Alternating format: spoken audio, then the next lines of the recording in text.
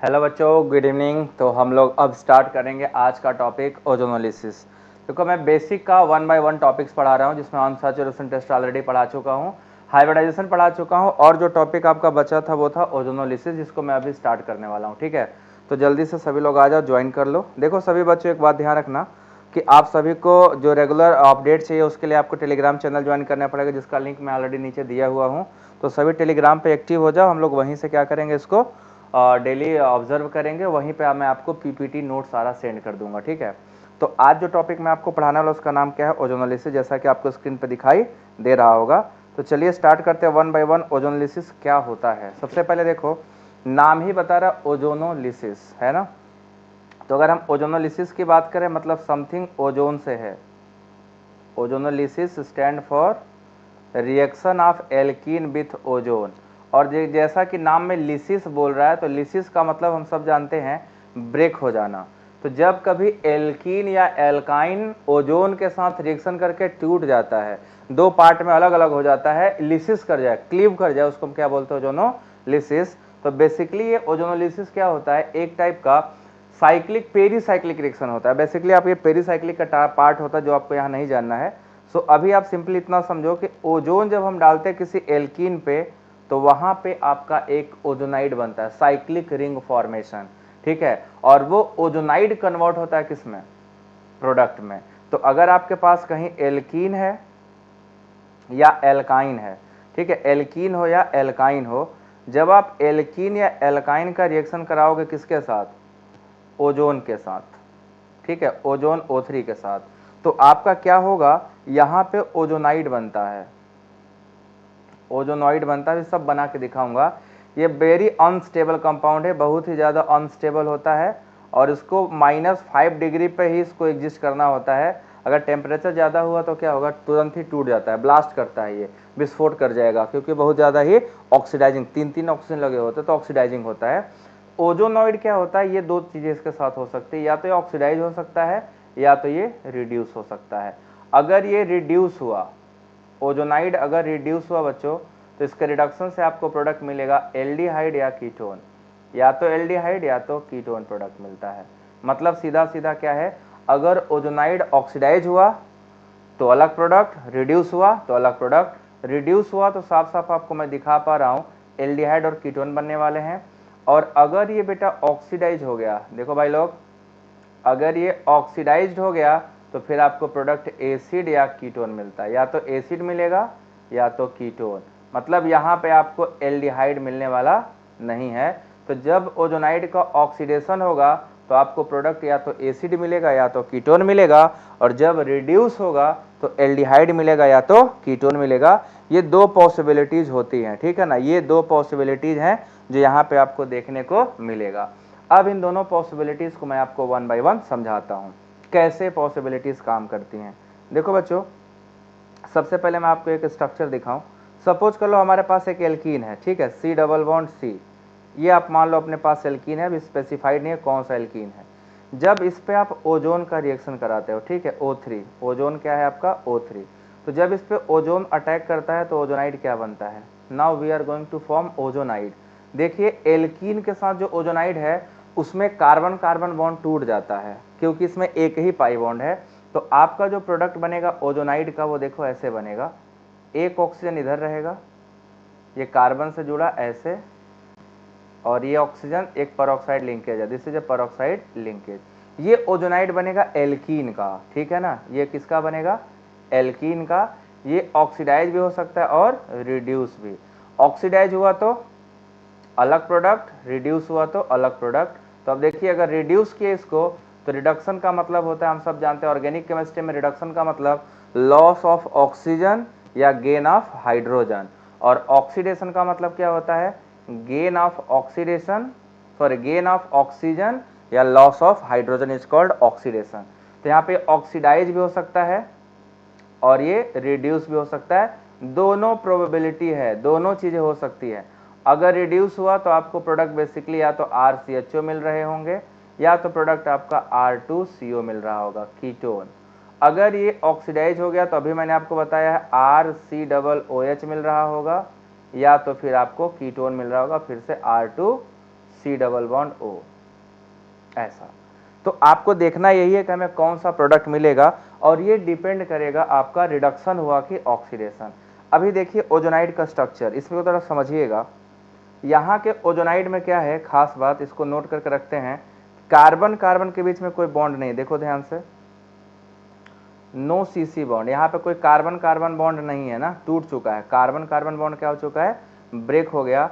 मतलब कि एल्कीन का जब ओजोनोलिसिस होगा तो पूरा जो सीसी बॉन्ड है कंप्लीटली क्लीव कर जाएगा, मतलब कट के अलग हो जाएगा। ये देखो यहाँ से कार्बन कार्बन बॉन्ड जो हो रहा है कंप्लीटली डिसोसिएट हो जा रहा है, यहाँ से सेपरेट हो जा रहे हैं, दोनों के बीच में कोई बॉन्डिंग रह नहीं जाएगी।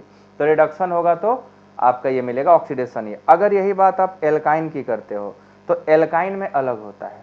एल्काइन में देखिए, हम एल्काइन में क्या करते हैं, जब स्ट्रक्चर बनाते हैं तो अपने को पता है एल्काइन में 2 ठो पाई बॉन्ड होता है, और एक पाई बॉन्ड क्या होता है, टूटता है, और एक सिग्मा बॉन्ड टूटता है। तो आप देखो यहाँ पे ओजोनाइड जब बनेगा तो या 2 ही बॉन्ड टूटेगा, तब भी एक बॉन्ड क्या होगा, रिमेन एग्जिस्ट करेगा।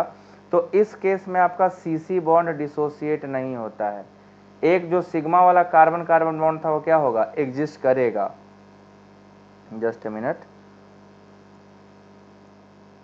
ठीक है। आप देखो यहाँ पे जो खास होगा, दोनों चीज आपको जानना बहुत जरूरी है।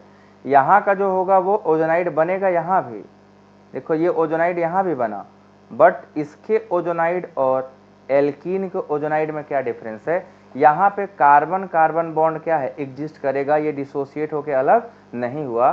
तो carbon carbon bond remain exist, bond remain,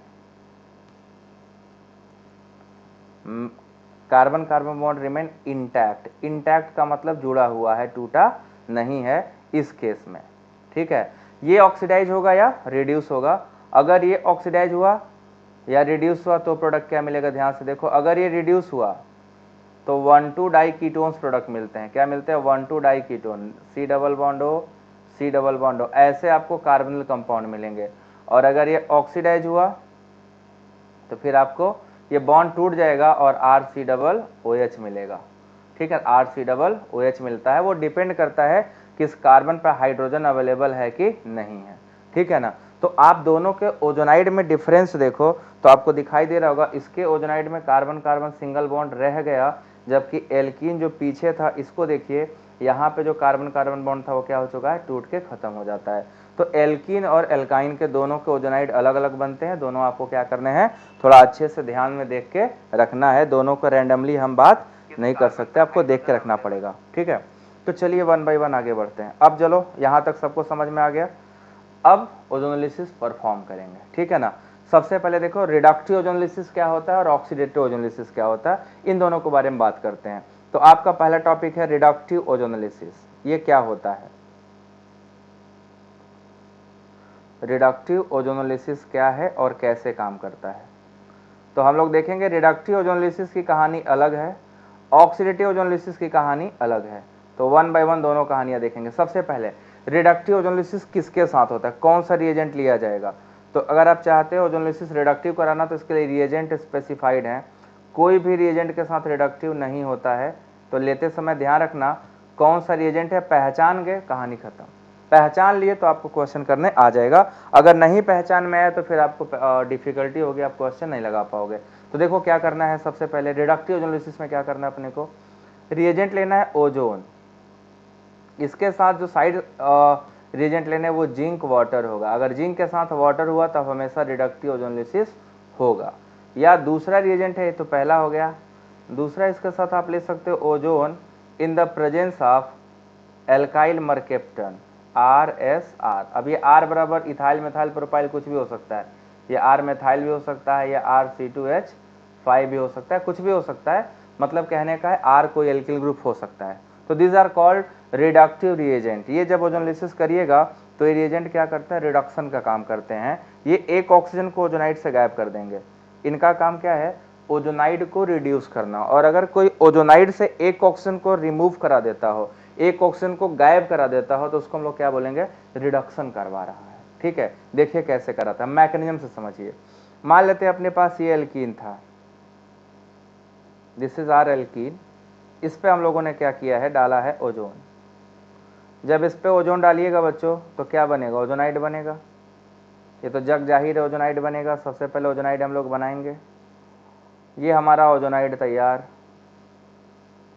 ये हमारा ओजोनाइड तैयार, ये ओजोनाइड हो गया। ठीक है, नाउ अब क्या करना है, रिडक्शन करना है। आपका ये ओजोनाइड बन गया, ओजोन का रिएक्शन हो चुका है। नाउ इसको हमें क्या करना है, रिड्यूस करना है। ठीक है ना, तो रिड्यूस कैसे होगा, ये ध्यान देने वाली बात है कि जब इसको हमें रिड्यूस करना होगा तो रिडक्शन के लिए हमारे पास दो रिएजेंट है, दोनों में से कोई यूज कर सकते हैं। या तो हम डालेंगे जिंक वाटर, या तो हम डालेंगे RSR, है ना। जिंक क्या करता है, या तो जिंक होगा तो एक ऑक्सीजन को लेके जिंक चला जाएगा, अगर नहीं तो इसकी जगह सल्फर होगा तो सल्फर एक ऑक्सीजन को लेके जाएगा, S डबल बॉन्ड O बना लेता है, जिंक ZnO बना लेता है। तो जैसे ये निकालेगा, ये बॉन्ड देखिए कैसे टूटा, ये वाला बॉन्ड टूट के गया, देखिए यहां से यहां, है ना।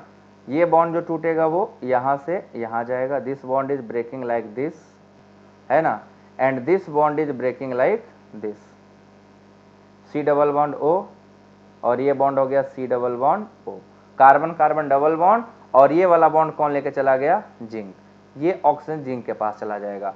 तो यहां हमें क्या देखते हुए मिल रहा है, C डबल बॉन्ड O बनते हुए देखो दिखाई दे रहा है आपको, और वैसे ये भी C डबल बॉन्ड O बनते हुए दिखाई देगा। दो ही ऑक्सीजन बचेंगे, एक ऑक्सीजन क्या हो गया, गायब हो गया। तो हमें जो प्रोडक्ट मिलेगा, आपको प्रोडक्ट में कितने ऑक्सीजन दिखाई देंगे, एक यहां से बन गया C double bond O, plus दूसरा अपोजिट साइड से बन गया C डबल बॉन्ड O, ये बन गया, और अलोंग विथ निकल जाएगा ZnO, या तो ZnO निकलेगा या तो निकलेगा RS डबल बॉन्ड O। ये आपने क्या लिया उस पर डिपेंड करेगा, जिंक लिया होगा तो ZnO, और अगर आपने RSR लिया होगा तो RS डबल बॉन्ड OR। आपका रिडक्शन हो गया, ओजोनाइड से हमने एक ऑक्सीजन को क्या कर दिया है, गायब कर दिया। अगर आप ओजोनाइड से एक ऑक्सीजन गायब कर दोगे तो आपका जो प्रोडक्ट मिलेगा वो क्या कहलाएगा, एल्डिहाइड या कीटोन। उसका क्या हुआ, oxidation reduction, then we will simply say कि ये तो रिडक्शन हुआ है। बताइए बात आपको समझ में आया सभी को, ये आसानी समझ में आया कैसे रिडक्शन होता है ओजोनाइड का, कैसे हम ओजोनाइड कराते हैं, ओजोनलिसिस कैसे करते हैं, ये क्लियर है सभी को, जल्दी से बताइए। हेलो एवरीबॉडी, ये बात देखो सभी लोग को क्लियर हुआ क्या, इफ यस देन पहले टेलीग्राम चैनल ज्वाइन कर लीजिए सभी लोग और हिट लाइक।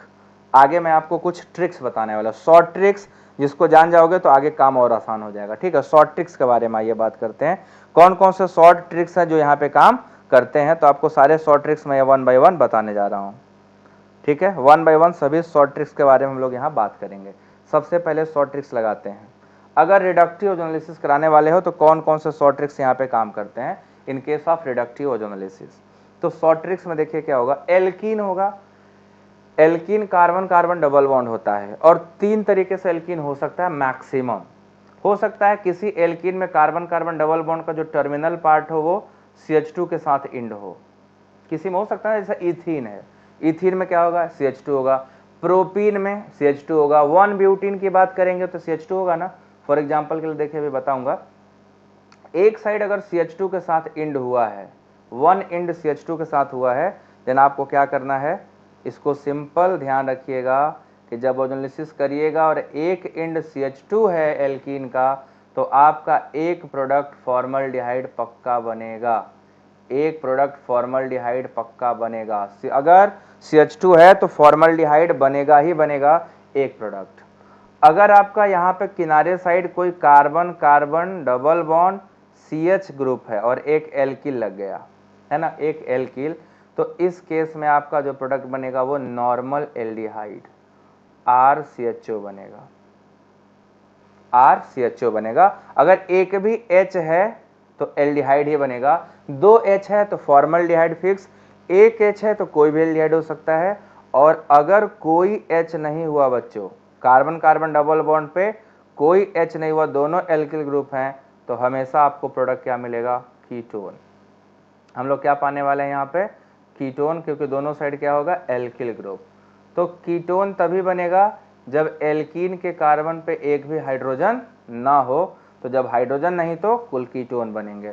अगर एक भी हाइड्रोजन है तो एल्डिहाइड बनेगा, अगर दोनों हाइड्रोजन है तो फॉर्मल्डिहाइड बनेगा। यही रूल है, यही आपका रूल है और इसी रूल को हमें फॉलो कराना है। एक तो आप ये तीनों बातें समझना है, आपको देखते ही आंसर लगा देना होगा, ज़्यादा मेहनत करने की ज़रूरत नहीं पड़ेगी। बट अगर आपको ये अच्छे से नहीं आया तो फिर बहुत मेहनत करने की ज़रूरत पड़ेगी। अब दूसरा शॉर्ट ट्रिक्स क्या है, एक तो इससे पहचान जाएंगे हम लोग। दूसरा हमारा जो शॉर्ट ट्रिक्स है वो क्या है, बस देखो जहाँ भी एल्कीन दिखाई दे बार बार ओजोनाइड बनाने की ज़रूरत नहीं है ना। जहाँ डबल बॉन्ड दिखाई दे आपको करना क्या है, ऐसे बीचों बीच कट कर देना और दोनों साइड एक एक लड्डू पकड़ा देना ओजोन का।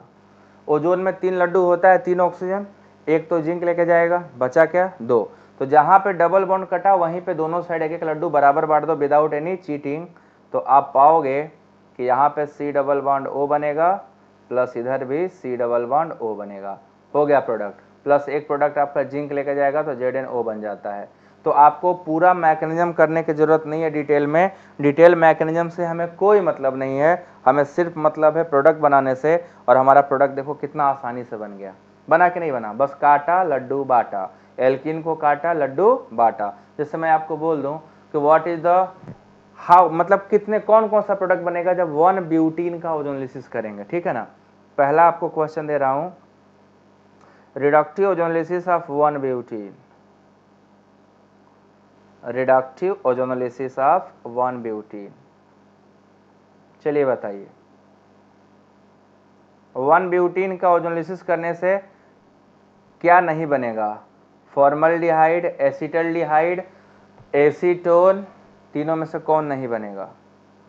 रिडक्टिव ओजोनलिसिस आप अगर हम 1 ब्यूटीन करते हैं तो तीनों में से कौन सा प्रोडक्ट नहीं बनेगा, फॉर्मल्डिहाइड नहीं बनेगा, है ना, फॉर्मल्डिहाइड नहीं बनेगा, या कोई अदर एल्डिहाइड नहीं बनेगा, या एसीटोन नहीं बनेगा। क्या नहीं बनेगा जल्दी से बताइए।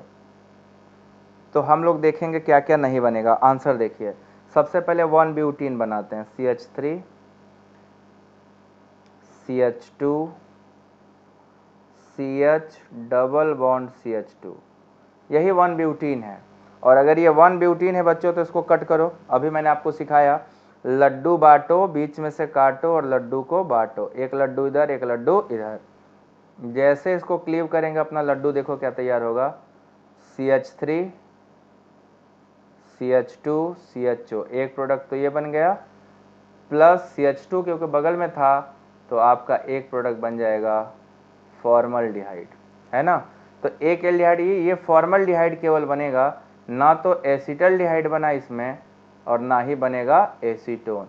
ओनली एक ही प्रोडक्ट हमें मिलेगा काम का, फॉर्मल्डिहाइड, और इसका नाम प्रोपेनल्डिहाइड है, 3 कार्बन का होता है तो प्रोपेनल्डिहाइड।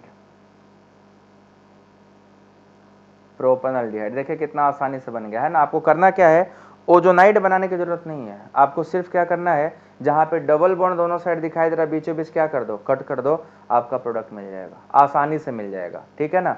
अब आपको एक और क्वेश्चन कराते हैं, ठीक है। दूसरा क्वेश्चन नंबर 2, क्वेश्चन ये है, which of the following product is not form, which of the following product will not form.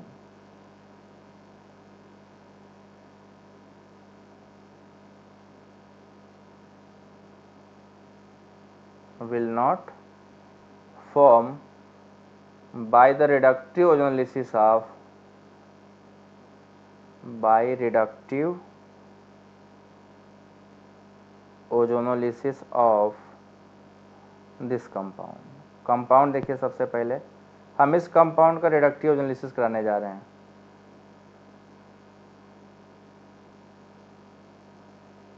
अगर हम ये कंपाउंड हमारे एल्कीन है, इसका रिडक्टिव ओजोनलिसिस कराएंगे तो क्या नहीं बनेगा, ऑप्शंस में दे रहा, ऑप्शन चूज करिएगा।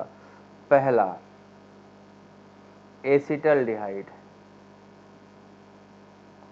क्या एसिटल्डिहाइड बनेगा कि नहीं बनेगा। दूसरा 1,4 साइक्लोहेक्सेन डाइओन, 1,4 साइक्लोहेक्सेन डाइओन।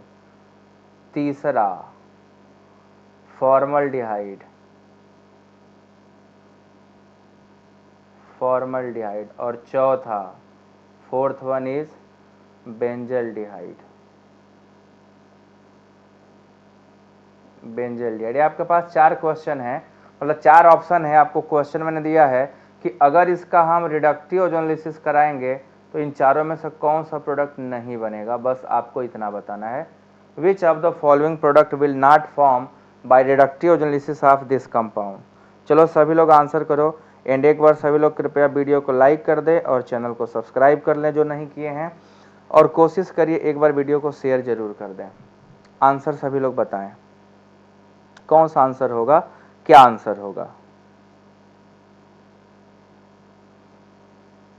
मैं एक बार फिर से बताऊंगा, इतने क्वेश्चन कराऊंगा ना कि आपको कई बार में आ जाएगा। 1 बाय 1 आपको समझाऊंगा। पहले इसका आंसर बताइए। ये जो सामने क्वेश्चन है इसका क्या आंसर होगा, सभी लोग बताओ।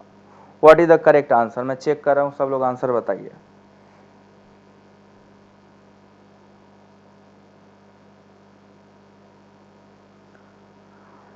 इसका आंसर क्या होना चाहिए?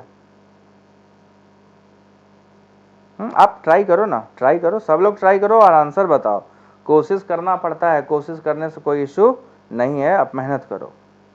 एक आंसर तो है, कौन सा है आपको ये बताना है।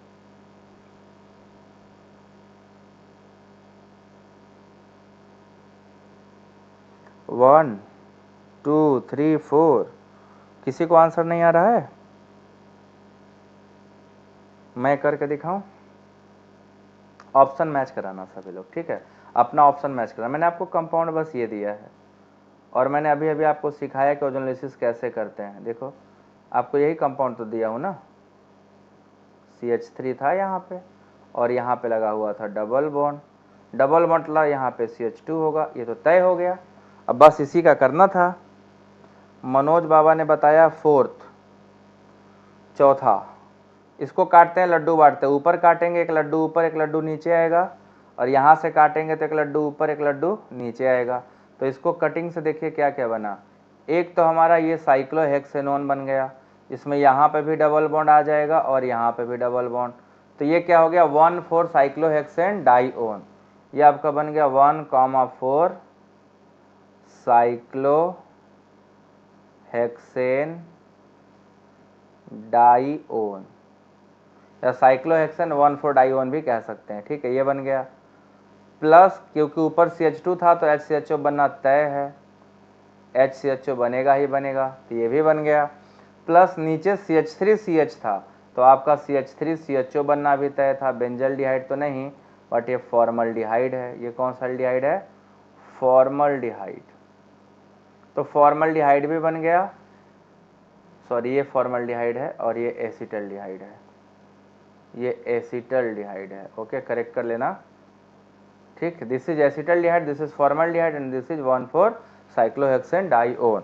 तो आपके ये 3 प्रोडक्ट बन गया। आपका आंसर कौन सा होगा? फोर्थ वाला। देखिए फोर्थ वाला मैंने बेंजल्डिहाइड दिया है, तो इस पूरे प्रोडक्ट में कहीं भी बेंजल्डिहाइड नहीं बना है, तो correct answer is fourth.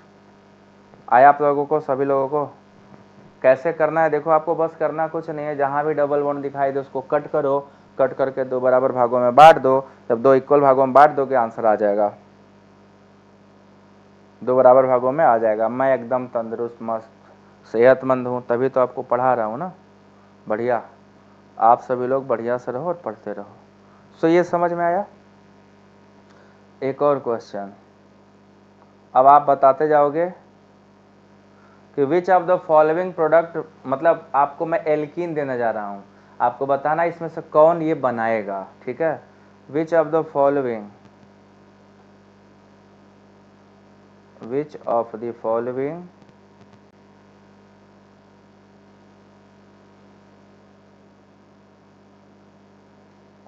alkene will not produce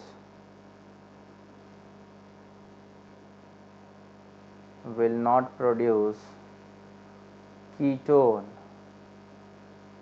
ketone specify करते हैं ना, acetone upon reductive ozonolysis, upon reductive ozonolysis. अगर हम रिडक्टिव ओजोनोलिसिस कराते हैं तो आपसे बस इतना बताना है कि कौन सा एल्कीन है जो एसीटोन नहीं बना पाएगा, है ना। कौन सा एल्कीन है जो एसीटोन नहीं बना पाएगा, तो आपको बस इतना बताना है कि इनमें से वो कौन है जो एसीटोन बनाने में असमर्थ है, नहीं बना पाता है। तो आपका सबसे पहला ऑप्शन हो गया आपके पास, ये हो जाएगा आइसोब्यूटीन। देखो बच्चे जो क्लास किए होंगे उनको पता होगा कि आइसोब्यूटीन का स्ट्रक्चर क्या होता है। दूसरा आपका स्ट्रक्चर हो जाएगा 2-मेथाइल 2-मेथाइल ब्यूट 2-ईन 2-मेथाइल ब्यूट 2-ईन। तीसरा है आपका 2,3-डाइमेथाइल 2,3-डाइमेथाइल ब्यूट 2-ईन। और चौथा ऑप्शन है 2-ब्यूटीन। इन चारों में आपको बस बताना है कौन वो है जो एसीटोन नहीं बना पाएगा, वो कौन है जो एसीटोन बनाने में असमर्थ है। आप सभी लोग को मैंने पढ़ाया है सारा structure. Acetaldehyde will not form, कहा है भैया इसमें तो एसिटल्डिहाइड तो फॉर्म हो गया ना, पीछे का आंसर दे रहे हो विशाल। तो आपका पहला ऑप्शन मैं यहाँ पे आपको बता दूं, अगर आपको ना दिख रहा हो तो ये आइसोब्यूटीन लिखा हूँ, उसके जस्ट नीचे वाला 2-ब्यूटीन लिखा हूँ, ठीक है ना। तो ऑप्शन देख लीजिएगा, ना दिखाई दो तो मैं हट जा रहा हूँ, आप चेक कर लो, ठीक है। मैं थोड़ा सा रोटेशन में आ जाता हूँ। दूसरा ऑप्शन 2-मेथाइल ब्यूट 2-ईन है, 2,3-डाइमेथाइल 2-ब्यूटीन है, 2-ब्यूटीन है। आपको चारों में से बताना है कौन सा नहीं बनाएगा एसीटोन, वो कौन है जिसने एसीटोन नहीं बनाया।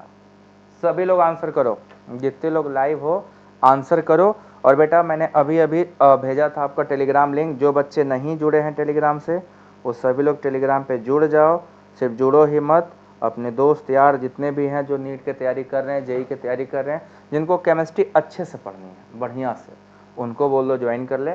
मैं फ्री ऑफ कॉस्ट सारा पढ़ाता हूँ, यहाँ पे कोई चार्जेस नहीं है, यहाँ पे कोई लोड नहीं है, यहाँ पे सिर्फ और सिर्फ बात जो होगी वो कंटेंट की होगी और आपको कंटेंट बेहतरीन देंगे। तो चलो भाई बताओ जल्दी से, आंसर चाहिए आंसर, ऐसे काम नहीं चलेगा। आंसर क्या है, what is the correct answer. Video सभी लोग लाइक कर दो बच्चों।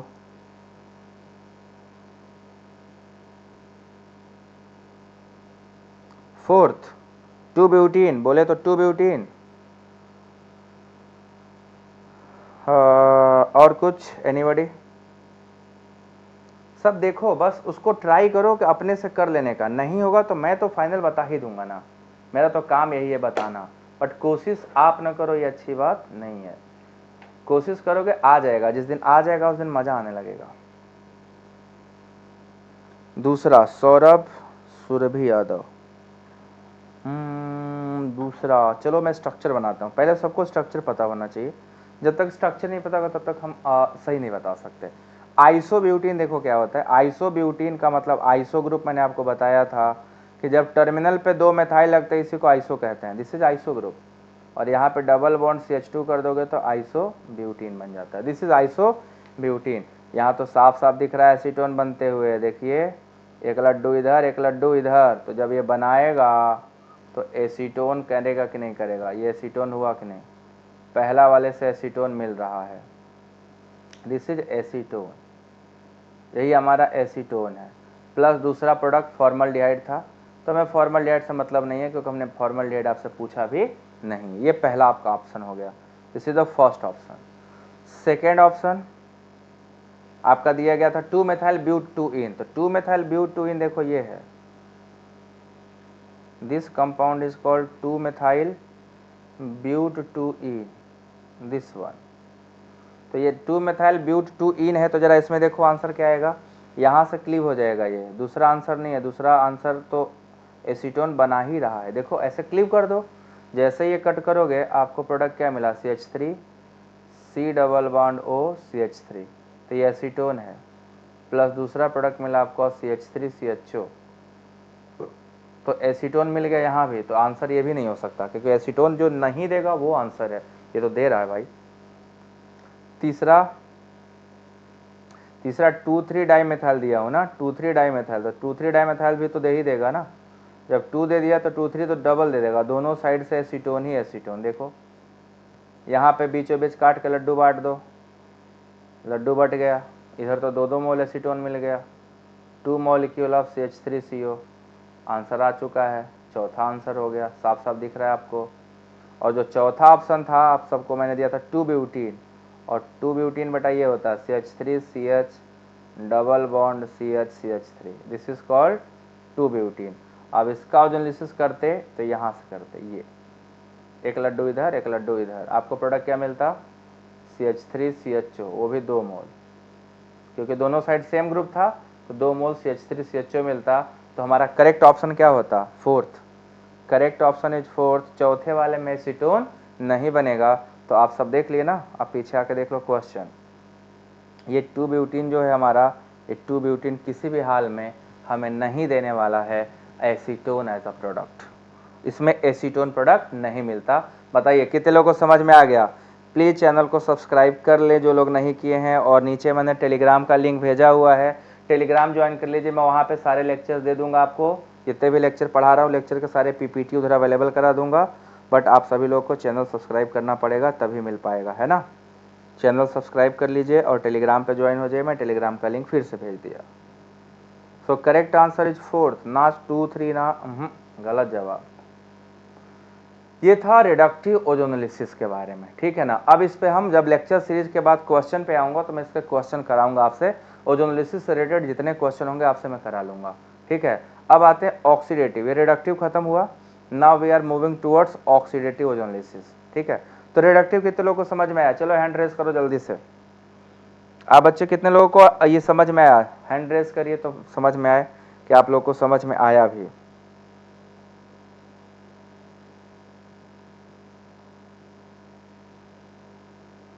जल्दी से बताइए सभी लोग।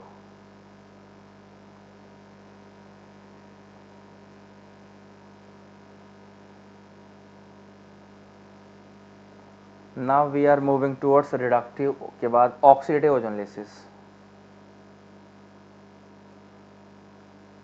ऑक्सीडेटिव ओजोनोलिसिस,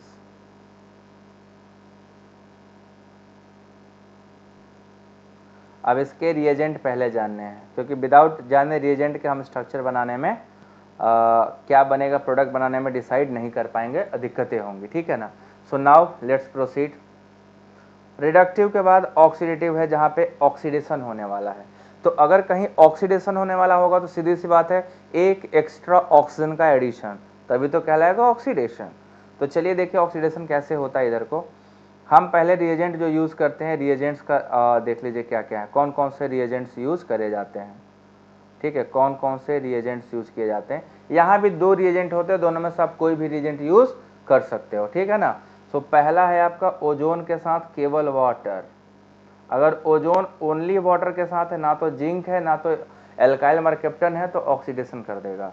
या दूसरा आपका जो रिएजेंट मिलेगा बच्चों, वो मिलेगा ओजोन के साथ H2O2।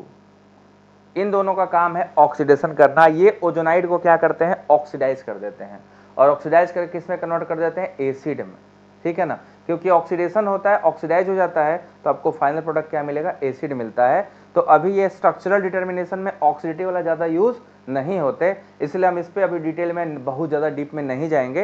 ये डीप जब आपको एल्डिहाइड कीटोन चैप्टर पढ़ाएंगे वहाँ बताऊंगा। एसिड चैप्टर जब पढ़ोगे तो एसिड बनाने के मेथड में बस आप अभी इतना ध्यान रखना कि इसमें कैसे प्रोडक्ट बनते हैं, ठीक है।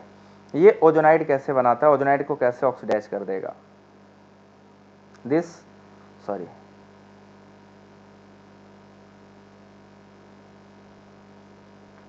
इसमें देखो ओजोनाइड कैसे बनेगा एंड देन ओजोनाइड कैसे ऑक्सीडाइज हो जाएगा। ये पहले ओजोन इसमें डाला जाएगा, तो ओजोनाइड का बनने का प्रोसीजर सेम है, ओजोनाइड अलग से नहीं बन रहा, ओजोनाइड वही बनेगा जो पहले बना था। अब इसमें सबसे पहले क्या होगा, ओजोनोलिसिस होगा तो ओजोनाइड बन जाएगा, बट वो ozonide now going to oxidize. पानी इसको क्या करता है, फर्दर ऑक्सीडाइज करता है, एक और ऑक्सीजन प्रोवाइड कर देगा, ठीक है। फिर से क्या करेगा, एक एक्स्ट्रा ऑक्सीजन क्या करता है, प्रोवाइड कर देता है। तो यहाँ पे जब ऑक्सीडेशन होगा इसका, ये ऑक्सीडाइज हो जाता है। तो वाटर हो या H2O2 हो, they will produce another oxygen, और जैसे ये जुड़ेगा ये कन्वर्ट हो जाएगा आपका C double bond O OH में, ठीक है, C double bond O OH में, इधर R रहता है, ये ऑक्सीडाइज होकर एसिड का फॉर्म बना लेता है। अब ये डिपेंड करेगा कि एसिड क्या है, यहाँ पे कौन सा ग्रुप लगा है, इस पे डिपेंड करेगा कौन सा एसिड बनेगा या कीटोन बनेगा, ठीक है ना। तो यहाँ पे आपका ऑक्सीडेशन होकर एक एक्स्ट्रा ऑक्सीजन जाके क्या होता है, जुड़ जाता है, जिसकी वजह से हम बोलते हैं कि ऑक्सीडेशन हुआ, और ये ऑक्सीडेशन ऑक्सीडेटिव ओजोनोलिसिस में चला जाता है। अब ये एसिड बनेगा, प्लस अगर आपके पास कोई सब्स्टिट्यूशन है तो कीटोन बनेगा।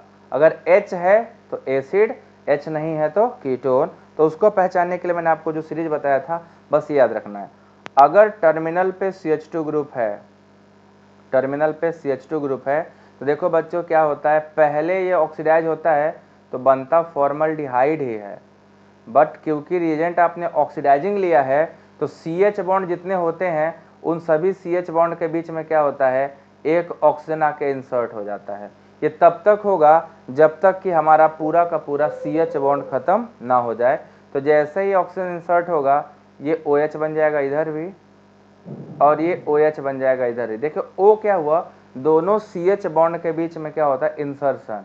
ये CH बॉन्ड के बीच में क्या हो रहा है, ऑक्सीजन जाके इंसर्ट कर जाता है, इसीलिए इसको ऑक्सीडेशन बोलते हैं।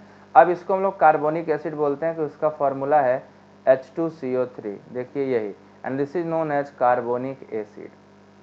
इसको कार्बोनिक एसिड के नाम से जाना जाता है, कार्बोनिक एसिड के नाम से जाना जाता है। अब जब कार्बोनिक एसिड बन गया भाई लोग, ठीक है ना, कार्बोनिक एसिड बन गया, कार्बोनिक एसिड तुरंत ही टूटते हैं क्योंकि अनस्टेबल होते हैं, और टूट के बनाते हैं कार्बन डाइऑक्साइड प्लस वाटर, ठीक है। तो आपका फाइनल प्रोडक्ट जो होगा वो CO2 होगा। अगर टर्मिनल पे CH2 है तो ऑक्सीडेटिव ओजोनोलिसिस में जो फाइनल प्रोडक्ट बनेगा CH2 से वो क्या होगा, carbon dioxide, carbon dioxide. This is the main reaction which is happening during the ozonolysis, oxidative ozonolysis.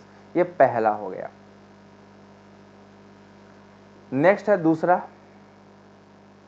दूसरा हमारा होता है, अगर यहाँ पे CHR है तो CHR पहले ऑक्सीडाइज होता है और बनाता है RC डबल बॉन्ड OH। पहले एल्डिहाइड ही बनता है बट इतने पर रुकता नहीं है, जहाँ जहाँ CH बॉन्ड है वहाँ फिर से एक ऑक्सीजन क्या करेगा, इंसर्ट। तो यहाँ पे एक एक्स्ट्रा ऑक्सीजन क्या होगा, फिर से इंसर्ट।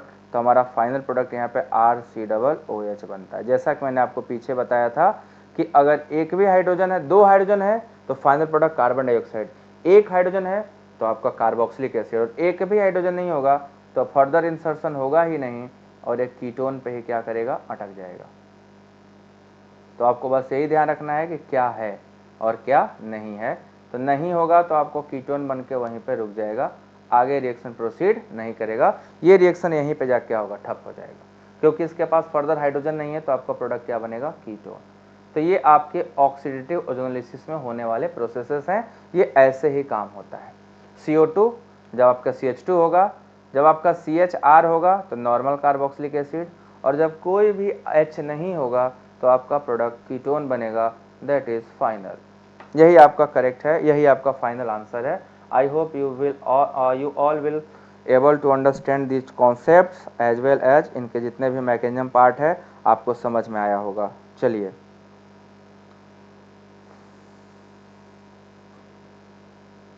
समझ में आया सभी को?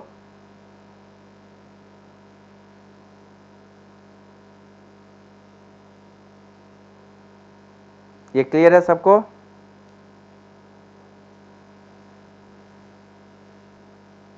तो यहाँ तक उम्मीद करता हूँ सबको समझ में आ गया होगा। दिस इज द टॉपिक जो ओजोनोलिसिस था, अभी मैंने इसको कंप्लीट कर दिया, ऑक्सीडेटिव भी और रिडक्टिव भी। सो आपका ये टॉपिक कंप्लीट हो गया। अब इस पे जो भी प्रैक्टिस होगा, क्वेश्चंस होगा, वो मैं आपको बाद में करा दूंगा। तो आप सभी लोग नेक्स्ट लेक्चर के लिए कल फिर मिलेंगे। कल से मैं अपना सीरीज भी स्टार्ट करूँगा, ठीक है, डॉक्टर वाला जो सीरीज है जिसमें आपको क्वेश्चन चलाना है। तो 1 बाय 1 चैप्टर वाइज NCERT में जैसे चैप्टर्स दिए हैं उन्हीं के अकॉर्डिंग मैं चैप्टर्स स्टार्ट करूँगा, ठीक है ना। सबसे पहले आपको periodic table, chemical bonding, inorganic में ऐसे चलेगा, फिजिकल में mole concept, atomic structure, gas state ऐसे चलेगा, ऑर्गेनिक में आपका nomenclature, isomerism, basic organic chemistry, इस तरह से चलेगा। तो 1 बाय 1 ऐसे सिस्टमैटिकली हम लोग चलेंगे। सो आज की सभा यहीं संपन्न होती है, अगली सभा में कल फिर मिलेंगे। थैंक यू सो मच, टाटा, बाय बाय।